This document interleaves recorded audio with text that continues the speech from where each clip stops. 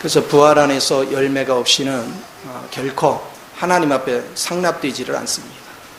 그러니까 땅의 열매가 아니라 하늘의 열매, 그것은 부활 안에서 이루어진다. 그래서 오늘 그 아브라함을 통해서 하나님이 우리에게 어떻게 열매를 맺도록 훈련을 시키는가, 어떻게 우리를 부활의 열매를 누리도록 이끄시는가, 그리고 이것을 통과했을 때 하나님께서 그를 축복하는데 네가 대적의 문을 얻으며 그러죠. 그렇죠? 그러면서 하늘의 별과 같은 자손과 땅의 모래 같은 자손을 얻는 이 축복을 지금 얘기하고 있어요. 그래서 우리가 신앙생활을 하면서 우리의 의식이 바뀌어야 되는데 육적인 시각에서 이제 영적인 시각으로 우리를 전환시키는 이 훈련들이 굉장히 소중해요. 제가 끊임없이 여러분한테 말씀을 주는 것은 땅의 축복에 초점을 두지 않죠. 하늘의 축복, 내가 하늘의 실제를 가질 때 땅의 것은 저절로 누리는 이것을 우리가 갖게 됩니다. 그래서 신앙생활하면서 항상 잊지 말아야 될 것은 어떻게 하면 내가 부활 안에 있는 그 축복을 누릴까, 어떻게 하면 부활 안에 있는 실제를 가질까, 이런 관점에서 끊임없이 고뇌를 해야 되고 하나님 앞에 엎드려야 되고 하나님의 은혜를 사모하는 저와 여러분이 되어야 될 줄 믿습니다. 이것이 대단히 중요한 것입니다. 자, 그렇다면 오늘 아브라함에게 있어서 이삭은 누굽니까? 그가 자기 아내 사라를 통해서 자식을 낳고 싶었어요. 그리고 하나님 앞에 부름을 받고도 이 자식을 낳는 과정에 25년이라는 세월이 걸렸어요. 그러니까 아브라함에 있어서 이 자식은 대단히 중요한 거죠. 여러분도 땅에서 뭔가를 이루려고 노력을 해서 그걸 결실을 얻었어. 그러면 그걸 얼마나 귀하게 여겨요. 내가 여기다 공을 얼마나 들였는데, 내가 여기다가 얼마나 투자를 했는데, 내가 여기다가 얼마나 많은 시간을 보냈는데, 그러면서 그런 모든 것들을 너무 소중하게 여깁니다. 너무 귀하게 여깁니다. 근데 아브라함에게 있어서 이 이삭은 어떻겠어요? 그냥 단순하게 오래 기다려서 얻은 것이 아닙니다. 주님 앞에서 그는 철저하게 훈련을 받았습니다. 맨 처음에 물질을 초월하는 훈련을 받았어요. 그래서 얻은 것이 뭐냐? 그리스도 안에 있는 땅, 바로 가나안 땅을 얻는 일에, 중요성을 발견하는 일에 초점을 둡니다.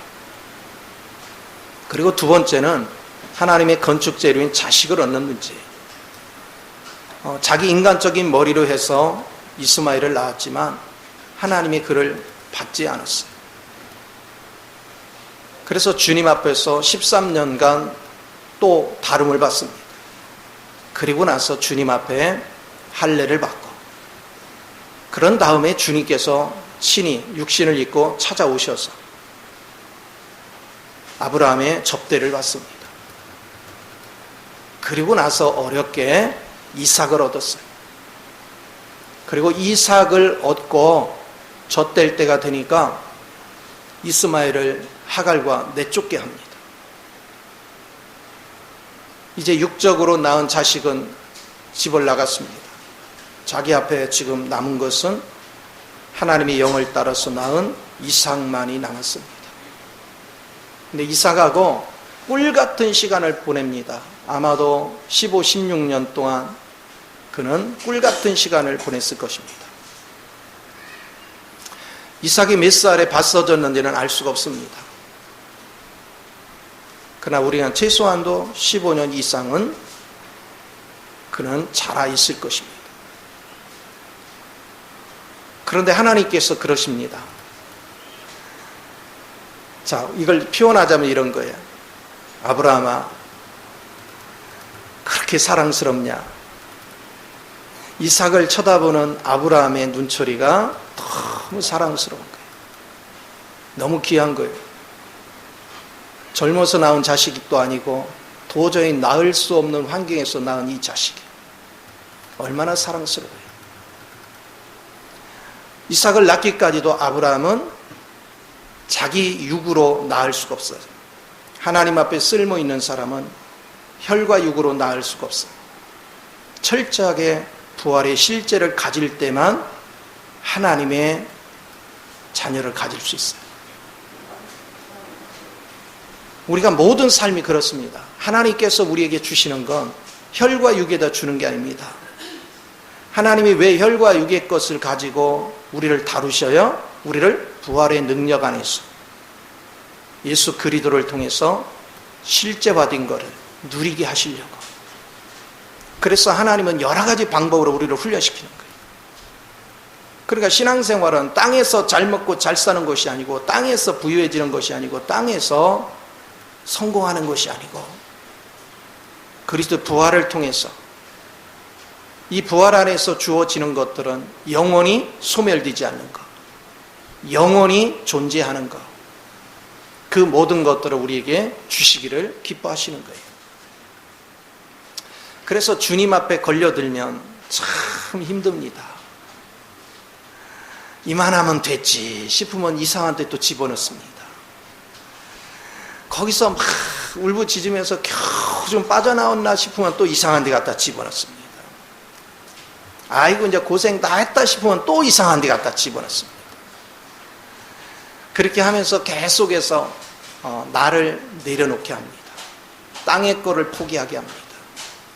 내 육신의 모든 욕망들을 내려놓고 이제는 전적으로 이제 주님만이 나의 소망입니다. 주님이 행하지 않은 모든 것들은 내가 이제 바라지도 않겠습니다. 이제 주님의 갈망을 사모합니다. 오직 주님께서 내 마음속에 갈망을 주사 하나님의 뜻이 무엇인지 나로 알게 하소서. 그런 중심의 마음이 우리가 주를 향해서 있을 때 비로소 우리는 어렵게 하나님께서 하늘에 속한 실제적인 것들을 우리에게 주시기 시작합니다. 우리 하나님께서 신명기 8장에 보면 이런 말씀이 있어요. 이스라엘 백성을 광야길로 이끌어 갑니다. 거기에 가는데 하나님께서 때로는 훈련시킬 때만, 하나님은 전체적으로 봐서는 너가 나로 인해서 굶주린 적이 있느냐, 헐벗은 적이 있느냐, 신이 다 단 적이 있느냐 이렇게 얘기해 놓고 가끔 내가 너를 낮추기 위해서 굶기기도 하고 고난의 길을 걷기도 하고 수없는 과정을 거쳤다. 그 결과는 내가 너에게 젖과 꿀이 흐르는 땅을 주기 위해서다. 그래서 그곳에는 산이 있고 골짜기가 있고 보리와 밀을 얻으며 거기는 무화과나무 열매 그리고 포도나무 열매, 그런가 하면 거기는 갖가지 열매들을 우리가 얻게 한다. 거기서 젖과 꿀이 흐르는 것을 우리가 누리게 한다. 그러다 보니까 자연스럽게 너는 부유하게 될 것이다. 근데 이때 내가 가장 걱정되는 것은 하나님께서 너에게 재물을 얻는 능을 줬는데 너는 하나님을 잃어버리고 그 재물에 잡힐까 두렵다. 이것을 오늘 하나님은 주안점으로 우리에게 제시하는 겁니다. 우리가 신앙생활하면서 항상 잊지 말아야 될 것은 내가 철저하게 훈련받아서 겨우 하나님께서 이제 그 훈련하는 과정에 아버지가 우리에게 주시고자 하는 것을 우리가 받아서 그래서 주님 안에서 너무 기뻐하는 거예요. 너무 즐거워하는 거예요. 오늘 아브라함이 이삭을 하나님 앞에서 얻어놓고 그리고서 꿀 같은 시간을 보낼 때 주님은 어느 날 다가오셔서 네가 사랑하는 독자 이삭을 나를 위해 바치라는 거예요. 번제로 드리라는 거예요. 무슨 청천벽력 같은 말씀입니까? 그것도 잔인하게 칼을 가지고 가서 번제로 드리고 그리고 불을 가지고 가고 장작을 가지고 가서 그를 태워가지고 제물로 바치리. 여러분 상상을 해보십시오. 그 심령이 어떻겠는가. 그 아픔이 어떻겠는가? 오늘 사람들은 하나님께서 내게 무엇을 주는 것만을 주목합니다. 근데 어렵게 하나님은 주신 다음에 그걸 다시 하나님께 달래요. 다 내놓으래요. 이때 우리는 아까워서 못 견뎌요. 이게 어떻게 얻은 건데? 아까워서 못 견뎌 내려놓을 수가 없는 거예요. 아브라함은 쉽게 내려놓은 것 같고 그렇지만 우리는 실제 삶을 살아오면 그렇지가 않아. 어렵게 얻은 것일수록 우리는 애착이 더 강해. 근데 하나님은 여기서 뭘 가르치려고 하느냐? 내가 너에게 축복을 줄 때 너는 나보다 축복을 준 것을 더 애착을 갖고 더 사랑할 수 있다면 그것은 네게 쓸모가 없는 것이다. 네가 축복을 받기 전에도 내 자식이고 축복을 받은 다음에 내 자식이고 축복을 받기 전에도 너는 나를 아버지라 불렀으면 축복을 받은 다음에도 너는 나를 아버지로 부르는 것이다. 그럼 아버지가 1순위가 돼야지. 어떻게 내가 너에게 선물 준 것이 1순위가 될 수 있겠느냐? 오늘 하나님은 그것을 우리에게 묻는 거예요. 너희 1순위는 뭐냐? 오늘날 많은 사람들이 실패하는 것이 뭐냐면 열심히 기도하는 가운데 은사를 받습니다. 능력을 받습니다. 하나님의 축복을 받습니다. 그래 놓고는 주님을 주목하지 않습니다. 은사를 자랑하고 능력을 자랑하고 축복을 자랑합니다. 그리고 그런 거에 마음을 뺏깁니다. 어떤 우리에게 중요한 일을 맡겨서 그걸로 인해서 막 만족감을 느낍니다. 하나님은 계속해서 우리에게 선물을 주되 우리가 마음을 선물에 뺏기기를 원치 않습니다. 우리의 중심은 변함없이 그리스도 한 분, 바로 하나님 자신에게 우리 자신을 올인하기를 원하십니다. 전심으로 하나님을 사랑하기를 원합니다. 근데 오늘날 많은 사람들은 그렇지 않습니다. 열심히 기도해서 힘들고 어려운 과정을 통해서 무엇이 됐든 하나님 앞에서 뭔가를 받아놓으면 그 다음에는 우리는 주님을 향해서 마음이 식어지는 걸 봅니다. 주님을 향하는 불타는 마음이 식어지는 것을 봅니다. 오늘 하나님은 그거에 대한 경고를 하시는 거예요. 오늘 진정한 열매가 무엇인가? 진정한 것들이 무엇인가에 대해서 하나님은 계속 우리에게 제시를 합니다. 제가 주님 안에서 훈련 받으면서 항상 딜레마에 빠졌던 게 그런 것들이에요. 분명히 이거 하나님이 나를 축복하시고 분명히 준 건데 어느 날 보면 자꾸 내놓으래요. 그거 포기하래요. 그걸 뭐 하래요? 아니 줄 때는 언제고 뺏어갈 때는 언제고. 이게 막 헷갈리는 거예요. 근데 어떤 때는 내가 이렇게 봐서요, 없어도 살만한 거요, 그래도 내가 미련 없이 잘 줘요. 근데 어떤 거는 이거 없으면 내가 당장 힘들어. 그리고 어떻게 해요? 계속 하나님, 이거 지난번에 하나님 축복하신 거잖아요. 이거 준 거잖아요. 근데 왜 자꾸 내놓으라 해요? 왜? 내 속에 아까운 생각. 이게 우리 마음 속에 있어요. 하나님은 이걸 제거하기 위해서 여러 가지 작업을 합니다. 하나님께서는 영적인 열매를 맺는 데 있어서 땅의 속성을 가지고 육체를 가지고 하나님이 준 선물을 관리하는 걸 원치 않습니다.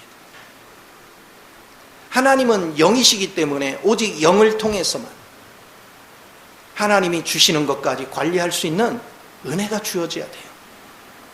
영적인 것은 영적인 사람이 받는 것이고 또 영적인 선물은 영적인 사람이 관리해야 되는 거예요.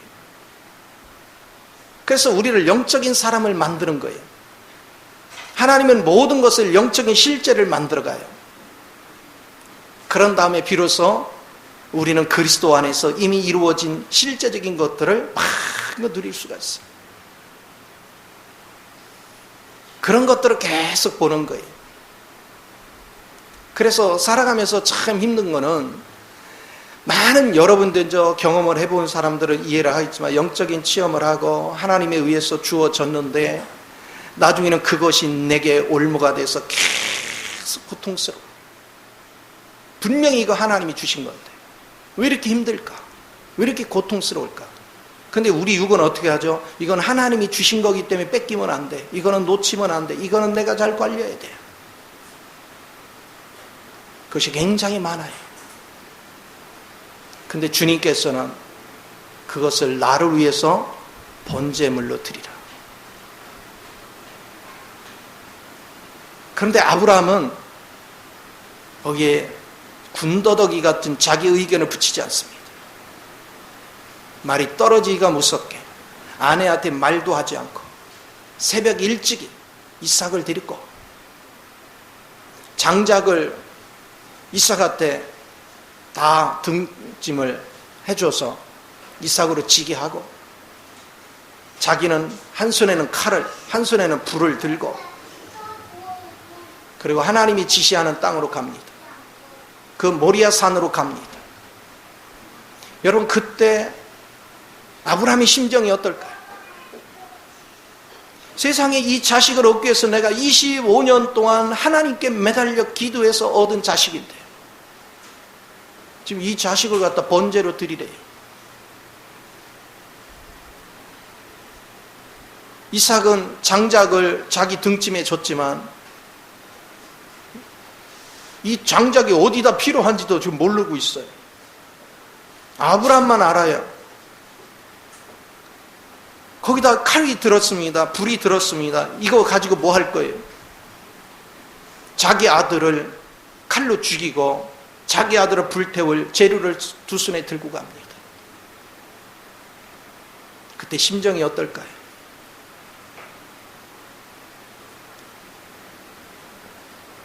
하나님의 은혜가 아니면, 부활의 실제가 아니면 감당할 수 없죠.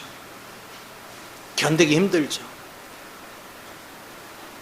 아니, 아브라함은 자기에게 그렇게 중요한 자식을 번제로 드리라 하는데도 순종을 합니다. 근데 우리는 하나님께서 생명도 아니고 내 지위를 내려놔라, 네 부유를 내려놔라, 땅에 속한 거, 내가 너에게 줬던 거 오늘 그거 내려놔라, 그거 내려놔라. 와, 내려놓기 힘들죠.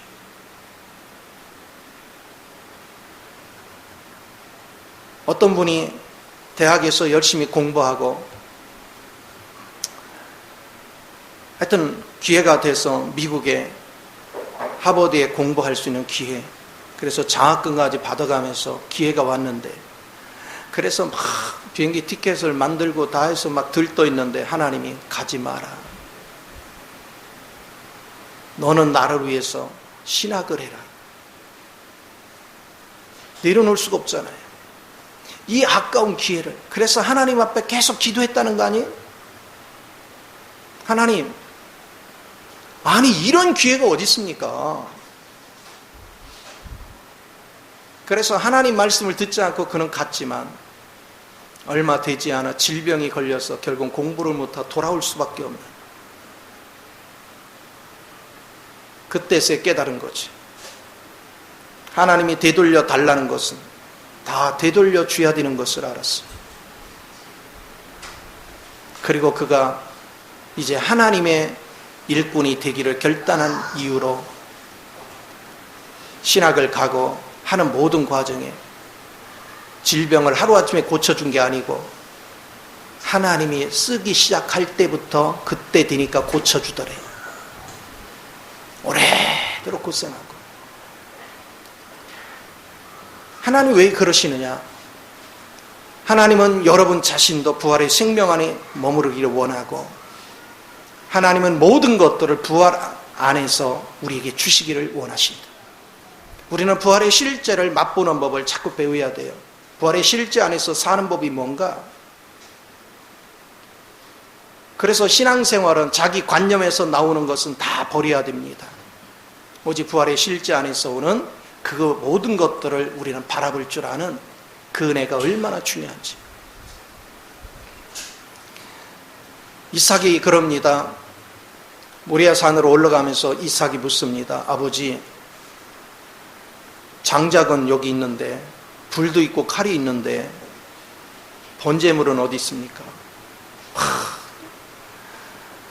나는 아침에도 그걸 읽으면서요, 막 가슴이 벅차가지고요. 과연 내가 그 자리라면 나는 어땠을까?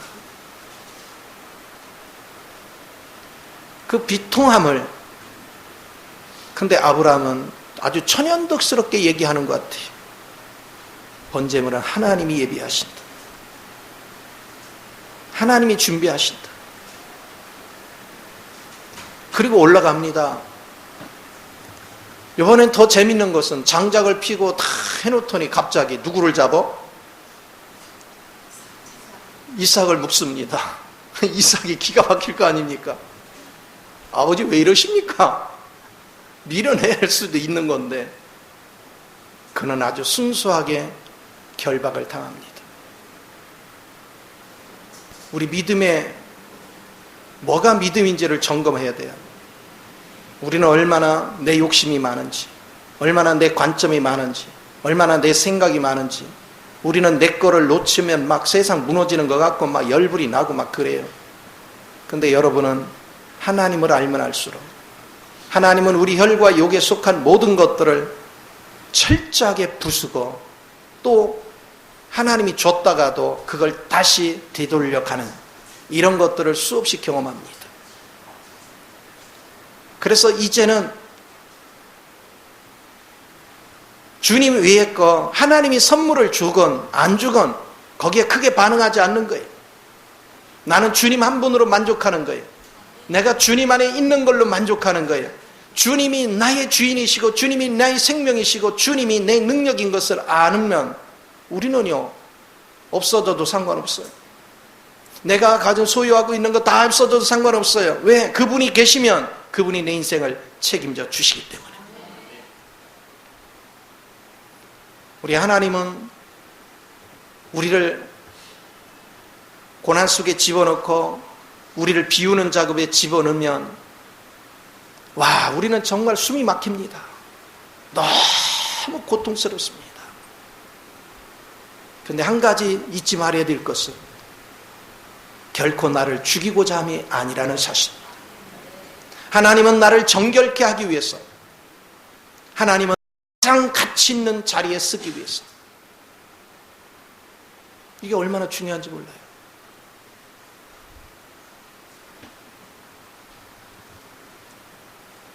저는 목회를 하면서 지금까지 많은 과정을 겪으면서 내가 완전한 사람이 아니거든. 부족한 게 많거든요. 그래서 실수한 것도 있고 오류를 범한 것도 있고 여러 가지 일로 인해서 파생되는 어떤 현상들을 보고 있으면 마음이 막 미어지게 아파요.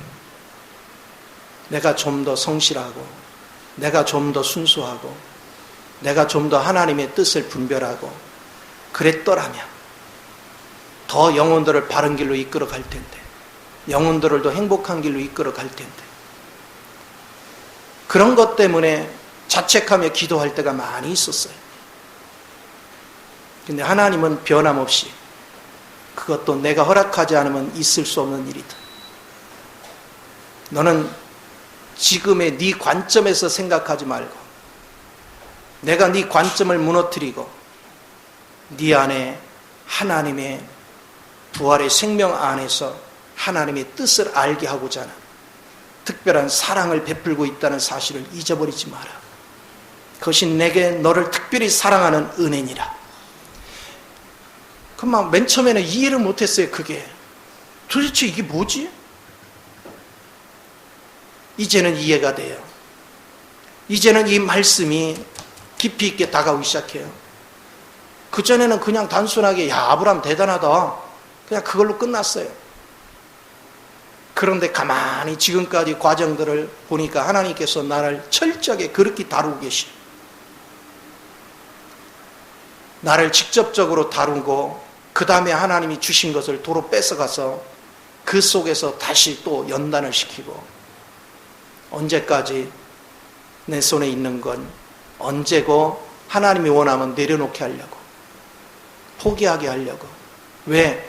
그렇지 않으면 우리가 주를 위해서 하나님이 나한테 맡겨놓고 언제고 하나님께서 주님 나라 위해서 그것을 활용하려고 할 때 우리는 아까운 생각에 하나님 뜻을 받들 수 없겠죠. 그래서 하나님은 다방면으로 훈련을 시키는 거예요.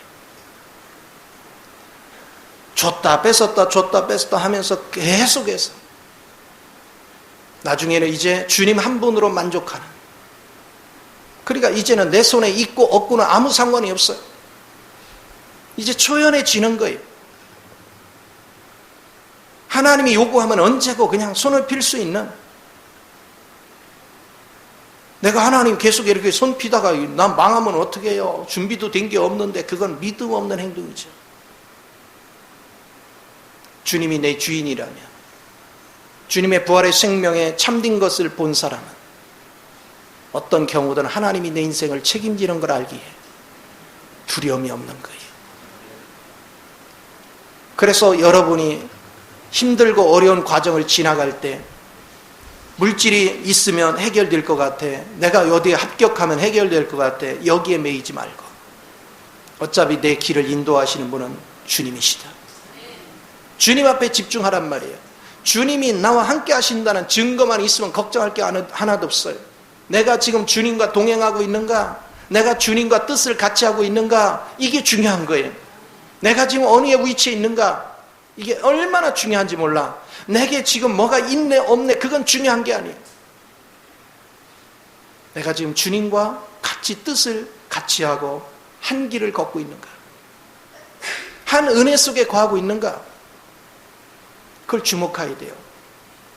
오늘 아브라함은 지금 모리아 산을 향해서 가지만 자식을 데리고, 우리 여정은 단순하게 모리아 산 3일길 가는 거 3일길이죠 꼭. 왜 그래요? 여러분에게 부활의 생명 안에서 모든 걸 바라보는 눈이 열리기까지 하나님은 이 여정을 계속하게 하는 거예요. 근데 우리는 이 여정을 가는 걸 몰라. 지금 하나님께서 내게 속한 걸 뺏고 있는 걸 몰라. 이렇게 뺐던 저렇게 뺐던 결국은 하나님께서는 여러분에게 속한 걸 하나 둘 빼서, 그거에 대한 아쉬움을 붙잡지 말고 빨리 놓고 주님 품에 안기는 게 가장 지름길입니다. 주님 품에 안길 수 있는 사람이 누굽니까? 그게 부활의 생명을 붙잡은 사람입니다. 내 육의 생명을 가지고는 결코 손을 놓고 주님 품에 안길 수가 없습니다. 부활의 생명을 붙잡은 사람만 땅의 거에 매이지 않습니다. 주님께 손을 놓고 당연히 주님과 동행을 하는 것입니다. 지금 아브라함과 이삭이 모리아 산을 향해서 갈 때 여러분은 거기에 아브라함과 이삭만 있는 줄 아십니까? 그곳에 하나님이 함께 하셨다는 사실입니다. 하나님은 이들의 대화 장면을 다 듣고 있는 것입니다. 오늘날도 똑같습니다. 우리가 어떤 여정을 갈 때 내주하신 주님이 우리와 함께 하시고 있어요. 그분은 내 안에도 계시지만 내 밖에서도 무수부지하신 그 하나님이 나의 모든 여정을 인도해 가고 계십니다. 여호수아한테만 두려워하지 마라, 너는 내 앞에서 담대하라, 여호수아한테 한 얘기가 아니라 오늘 우리에게 하는 말씀. 그러면서 너는 날마다 주야로 하나님 말씀 묵상하라. 오늘날 뭐를 얘기입니까? 바로 성령의 인도를 받으라. 너의 중심은 끊임없이 성령의 인도를 받으라. 내가 너와 함께함이라. 네가 담대해라. 하나님께서는 내게 주시고자 하는 영역을 이미 계산해 놓으셨습니다. 그리고 네가 하나님의 말씀의 뜻을 따라서 순종하고 그 모든 걸 네가 밟으면 네 땅이 되리라. 이게 하나님이 하시는 일이에요. 우리의 여정 속에 우리는요, 우리 주변에 우리를 가로막고 있는 어둠의 세력들이 얼마나 많은지 몰라요. 이 어둠의 세력이 돈 뒤에 숨어 있기도 하고, 물질 뒤에 숨어 있기도 하고, 학위 뒤에 숨어 있기도 하고, 우리 명성 뒤에 숨어 있기도 해서 겉으로는 내가 하나님의 축복을 받았다 얘기하지만 그 배후에 사단이 나를 조종한단 말이에요. 사단이 그 배후에서 돈을 가지고 나를 조종해요. 명예를 가지고 나를 조종해요. 어떤 세상적인 즐거움을 가지고 나를 조종합니다. 이거를 우리는 읽을 줄 알아야 돼요. 그래서 우리는 그 모든 것들을 기꺼이 내려놓을 수 있을 때 주님 한 분으로 만족할 수 있는 은혜가 주어지는 거예요. 우리 주님은 계속해서 말씀하시는 겁니다. 오직 너는 하나님 바로 자신과만 관계를 맺으라는 거예요. 그런데 많은 사람들이 하나님이 축복을 주면 물질이나 일이나 어떤 것에 관계를 맺는다는 거예요. 네가 물질과 관계를 맺거나 명예와 관계를 맺거나 세상 어떤 것과 관계를 맺으면 너는 그걸 끊어내기가 너무 힘들다. 너는 그걸 버리기가 너무 힘들다. 네가 그걸 붙잡고 있는 한 너는 순수한 마음으로 나를 사랑할 수 없다. 나는 양다리 걸친 자를 기뻐하지 않는다. 그것은 내 앞에 간음하는 것이다. 나는 내 앞에 정결하고 순수한 자를 기뻐한다. 오직 나 한 사람으로 너는 만족할 수 있겠느냐? 오늘 주님은 우리에게 그걸 말씀하시는 거예요. 나는 지금 어떤 여정에 있는가? 나는 지금 어떤 길을 걸어가고 있는가? 그것을 깊이 생각하게 됩니다. 땅의 거에 마음을 쏟는 것이 아니라 내가 그리스도가 부족한 것 때문에 통곡할 수 있는, 내가 그리스도로 짜여지지 못한 것 때문에 통곡할 수 있는, 그리스도의 실제를 내가 누리지 못한 걸 통곡할 수 있는 그 은혜가 주어지는 것, 그것이 얼마나 귀한지. 그래서 우리는 입술로만 주여 주여가 아니라 온몸, 우리의 전심, 온 몸을 들여서 주님 한 분으로 만족하는 것, 주님 안에서 안식할 줄 아는 것, 주님 안에서 실제가 되는 것, 그것을 배울 수 있는 사람, 그게 오늘 신앙의 훈련입니다. 오늘 신앙의 여정 속에서는 하나님이 땅의 축복을 주는 데 초점이 아니라 나는 주님 한 분으로 이미 만족합니다. 하나님이 주시고 안 주시고 그것에 따라 내 마음이 요동하지 않습니다. 있어도 만족, 없어도 만족입니다. 이렇게 될 때까지 끊임없이 주님을 부르고 주님 앞에 다가갈 수 있는 우리 모두가 돼야 될 줄 믿습니다. 그럴 때 하나님이 기뻐하시는 거예요. 그럴 때 하나님의 은혜가 넘치는 거예요. 그럴 때 하나님의 생명으로 충만해지는 것입니다.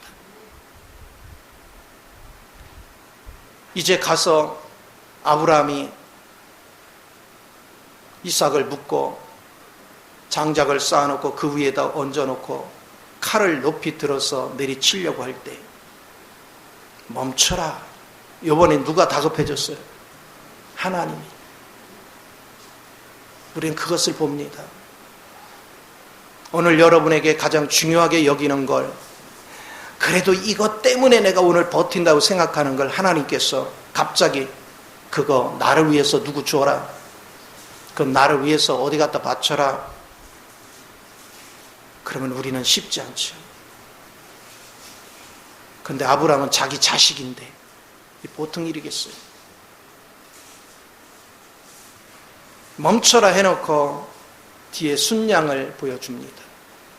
순양을 잡아서 번제를 드리고 이삭을 드리고 다시 돌아올 때 그 이삭은 이전에 하나님이 선물로 준 이삭이 아닙니다. 그는 이제는 육체를 벗고 부활의 선물입니다. 부활에 있는 선물이에요. 그리고 아브라함 또한 마찬가지입니다. 이전에 아브라함이 아닙니다. 이제는 육의 성분을 다 제거한 그런 순수한 하나님의 영에 취해 있는, 골로새서 2장 9절에 그리스도 앞에 그랬죠. 신성이로 충만하다고. 바로 아브라함 안에 그 신성으로 충만한 그런 상태의 모습으로 돌아오는 것입니다. 오늘 우리의 신앙의 여정은 어디에 있는가? 나는 그 신앙의 여정의 실제가 뭔가? 비로소 이때 하나님의 음성이 뭐라고 했습니까? 이제야, 그럽니다. 이제야 네가 나를 경외하는 줄을 알겠다. 이제야. 그러니까 이 아브라함을 훈련시킬 때 하나님은 아브라함 자신만을 훈련시킨 게 아니고 아브라함 자신을 할례를 당하도록 다 훈련을 한 다음에 가장 귀한 선물을 주고는 그 선물을 통해서 다시 이 선물까지 부활의 실제가 되도록 만들어버렸어요. 모든 것이 부활 안에서 실제가 되도록 하나님께서는 우리를 만드셨어요. 그렇게 나서야 비로소 이제야 네가 나를 경외하는 걸 알겠다.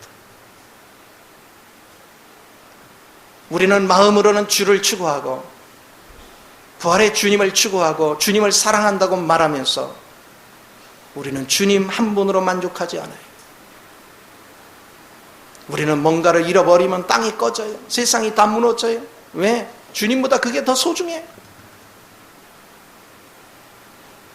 우리는 그런 신앙 안에 여전히 머물러 있어요.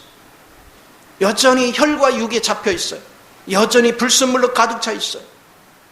내가 혈과 육에 잡혀 있으면 마귀는 끊임없이 나의 삶을 두렵게 만듭니다.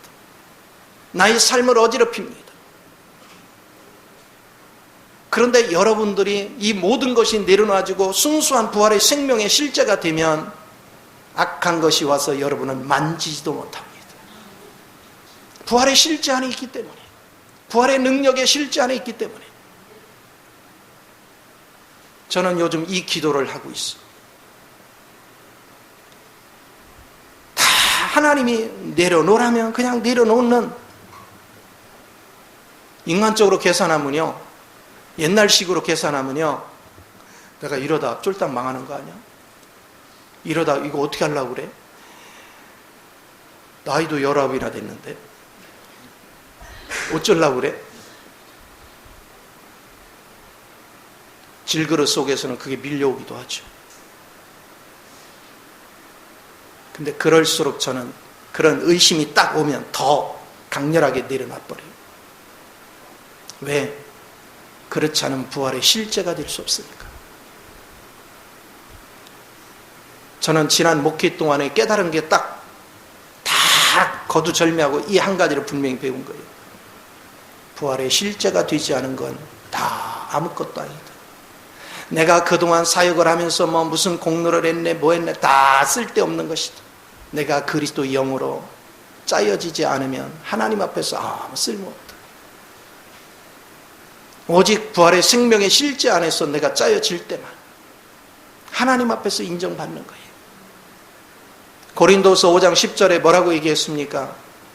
우리는 주님 앞에서 선악간에 우리의 행위에 대해서 심판을 받을 날이 온다는 거예요.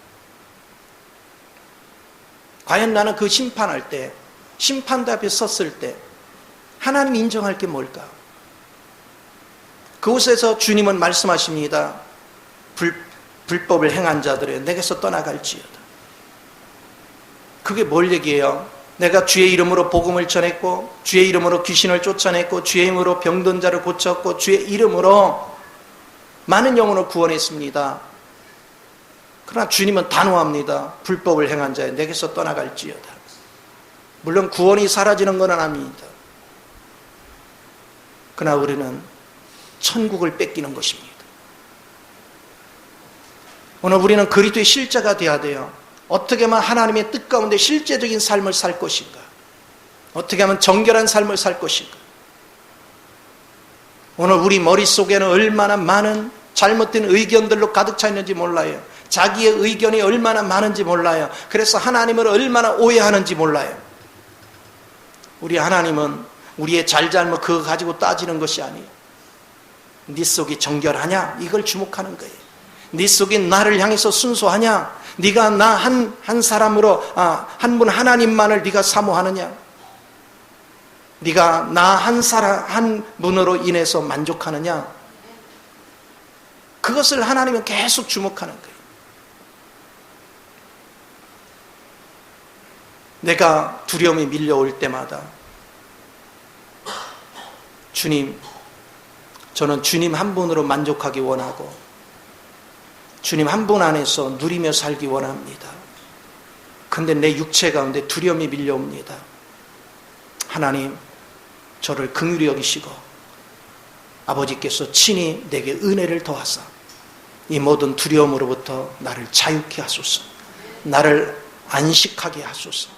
오직 주님만이 이 모든 걸 이룰 수 있음을 찬양합니다. 그러면서 하나님께 그렇게 또 기도하는 거예요.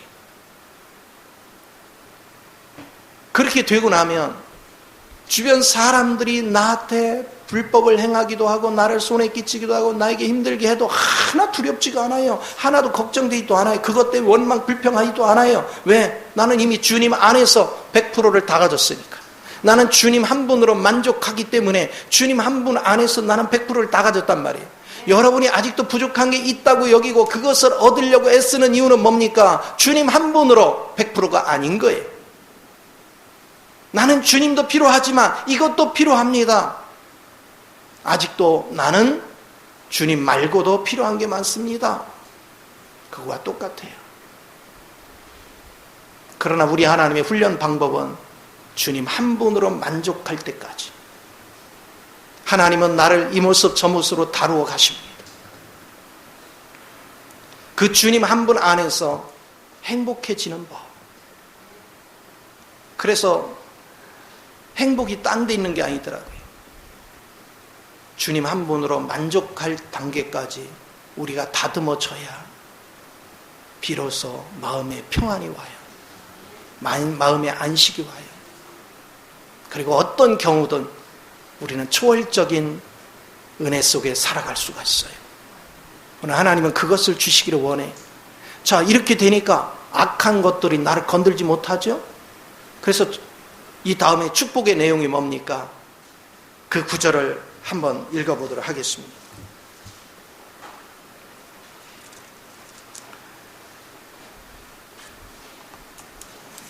자, 17절에 이렇게 합니다.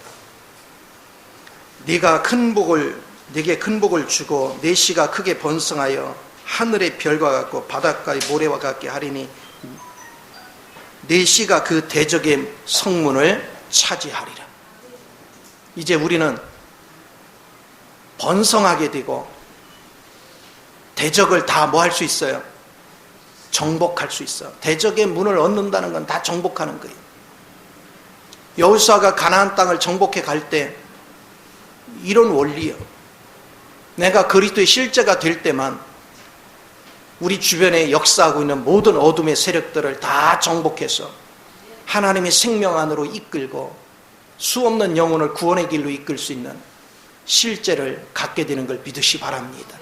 우리는 그것을 위해서 신앙생활 하는 거예요. 그 목적으로 해서 신앙생활 하는 거예요. 우리 가운데 완벽한 사람은 아무도 없어요.